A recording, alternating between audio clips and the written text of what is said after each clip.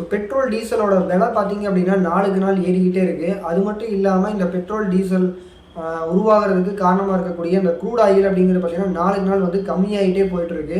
So இப்போவும் பார்த்திங்க அப்படின்னா சில கார்கள்லாம் வந்து ஈவியில் வந்து வர ஆரம்பிச்சிருச்சு. அதாவது எலக்ட்ரிக் கார்கள்லாம் வந்து வெளியில் வந்துகிட்டு இருக்குது. இப்போ அடுத்த ஜெனரேஷன் வந்து ஈவியாக தான் இருக்குமா அப்படிங்கிற பற்றி தான் இந்த வீடியோவில் நான் பேச போகிறேன். வீடியோவில் போகிறதுக்கு முன்னாடி நீங்கள் இன்னும் நம்ம சேனலை சப்ஸ்கிரைப் பண்ணிட்டு கூட இருக்கிற பெல் ஐக்கனையும் ப்ரெஸ் பண்ணிக்கோங்க. அப்போ தான் நான் போகிற அடுத்தடுத்த வீடியோ உங்களுக்கு நோட்டிஃபிகேஷனாக கிடைக்கும். வீடியோக்குள்ளே போகிறோம்.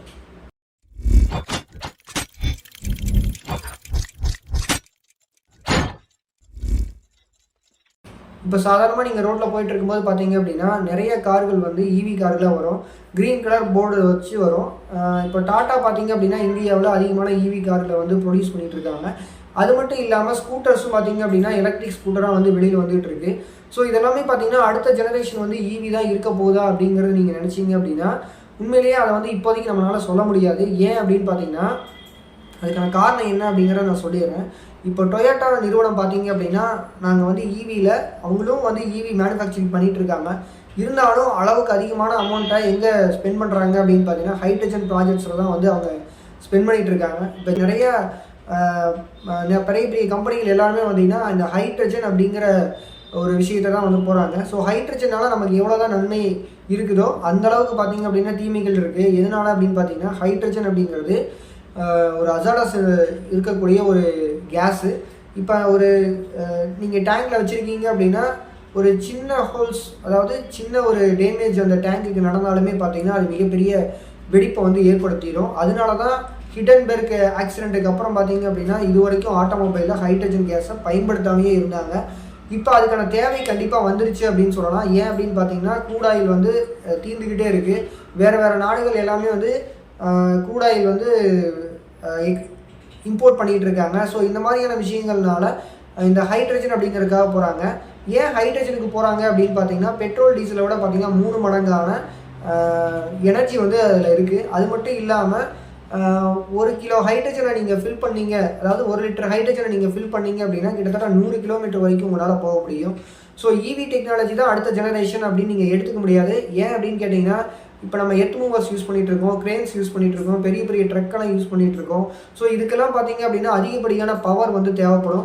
ஸோ இந்த பவர் எல்லாத்தையும் நம்ம வந்து பேட்டரியிலேருந்து ஃபுல்லாகவே எடுக்கணும் அப்படின்னா ஸோ பேட்ரி பேக்கை வந்து நம்ம அந்தளவுக்கு குவாலிட்டியாக கொடுக்கணும், அதாவது கெப்பாசிட்டி வந்து அதிகமாக கொடுக்கணும்.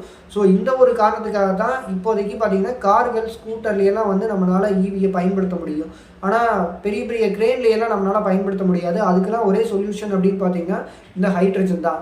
ஸோ இப்போ அது மட்டும் இல்லாமல் இன்னும் நிறைய கம்பெனிகள்லாம் என்ன பண்ணுறாங்க அப்படின்னு பார்த்தீங்கன்னா யுரேனியம், அதாவது நியூக்ளியர் மெட்டீரியல்ஸை வச்சு கார்களையெல்லாம் ரன் பண்ண முடியுமா அப்படிங்கிறத பார்த்துட்டு இருக்காங்க.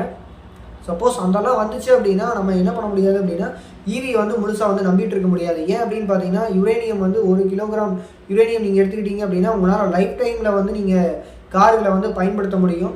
ஸோ இந்தளவுக்கு எனர்ஜி வந்து அந்த நியூக்ளியர் மெட்டீரியல்ஸ்லேருந்து நமக்கு கிடைக்கும். ஸோ இந்தளவுக்கான எனர்ஜி வந்து அந்த மெட்டீரியல் வந்து இருக்குது. ஹைட்ரஜன்லாம் பார்த்தீங்கன்னா 1 கிலோகிராம் எரிபொருளை வந்து எரித்தோம் அப்படின்னா 1,00,000 கிலோ ஜூல்ஸ் அளவுக்கு பார்த்திங்கன்னா ஹீட் வந்து நமக்கு கிடைக்கும். இந்த இடத்துல ஹீட் அப்படிங்கிறது தான் நம்மளோட இன்ஜின்லேருந்து நம்ம உருவாக்கக்கூடிய மிகப்பெரிய விஷயம். ஸோ அந்த ஹீட்டை இதெல்லாம் வந்து அதிகப்படியாக கொடுத்துச்சு அப்படின்னா நம்ம பெட்ரோல் டீசலோட அதிகமான பவரை வந்து நம்மளால் இந்த வண்டிகள்லேருந்து பெற முடியும். ஸோ இப்போதைக்கு பார்த்திங்க அப்படின்னா ஈவி கார்கள்லாம் வந்துட்டுருக்கு, ஈவி ஸ்கூட்டர்லாம் வந்துட்டுருக்கு. இருந்தாலும் பார்த்திங்க அப்படின்னா இன்னும் ஒரு 5 வருஷத்துக்கு அப்புறம் தான் நம்மளால் வந்து உறுதியாக சொல்ல முடியும். இந்த ஹைட்ரஜனுக்கு மிகப்பெரிய ப்ராப்ளம் அப்படின்னு பார்த்தீங்கன்னா அந்த ஸ்டோரேஜ் டேங்க் தான். அந்த ஸ்டோரேஜ் டேங்கை உறுதியாக நம்மளால் குவாலிட்டியாக கொடுக்க முடியும் அப்படின்னு பார்த்தீங்கன்னா நம்ம வந்து ஹைட்ரஜனில் சக்ஸஸ் பண்ணிடலாம். இப்போ ஹைட்ரஜன் அப்படின்னு பார்த்தீங்கன்னா கிட்டத்தட்ட 370 ரூபா ஒரு லிட்டர் வந்து இருக்குது. இப்போ பார்த்தீங்கன்னா இந்த ஹைட்ரஜன் நான் சொல்லக்கூடிய இந்த 370 ரூபா அப்படிங்கிறது க்ரீன் ஹைட்ரஜனை தான் சொல்கிறேன். ஸோ கிட்டத்தட்ட பார்த்தீங்கன்னா நிறையா ஹைட்ரஜன்ஸ் இருக்குது. கலர் கோடை வச்சு ஹைட்ரஜனை என்ன பண்ணியிருக்காங்க அப்படின்னா வகைப்படுத்தியிருக்காங்க. ப்ளூ ஹைட்ரஜன் சொல்கிறாங்க, கிரே ஹைட்ரஜன் சொல்கிறாங்க, க்ரீன் சொல்கிறாங்க, ஒயிட் ஹைட்ரஜன் சொல்கிறாங்க.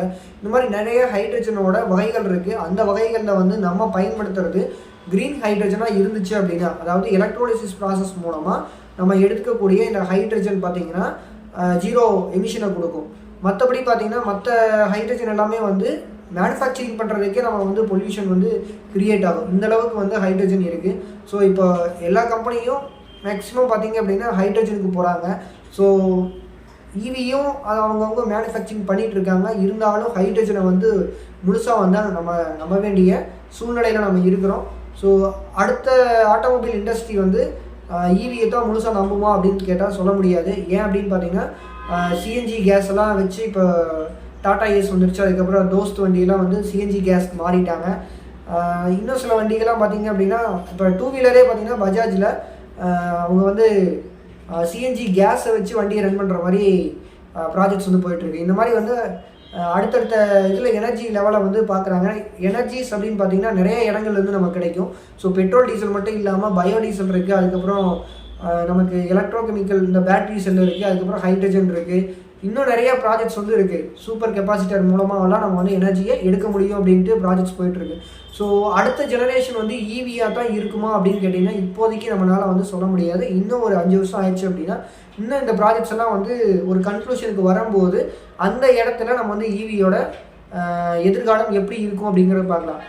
டொயோட்டா கம்பெனியோட சிஇஓ வந்து ஈவி ஜெனரேஷனையே அழிக்கக்கூடிய ஒரு காரை வந்து நாங்கள் உற்பத்தி பண்ணிட்டோம் அப்படின்னு சொல்லிட்டு ஹைட்ரஜன் காரை வெளியிட்டிருக்காரு.